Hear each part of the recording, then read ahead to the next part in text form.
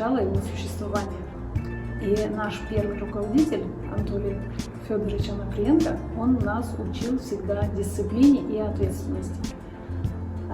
За первые 15 лет у меня не было ни одного пропуска, не считая декретные. Я играю на ударном инструменте, и был такой случай, что был праздничный концерт ответственный. Мы играли на сцене 2 номера, и на сцену выходили, и пульты из нашего оркестра никто не брал пульты, потому что играли все наизусть. А как раз в этих пультах лежала моя колотушка, на которой я должна была играть на барабане. И тут нам уже надо было выходить на сцену, а не было колотушки. И хорошо, что у одного из наших людей была бутылка, обычная бутылка с водой. И пришлось эти 2 номера на сцене отыграть бутылкой.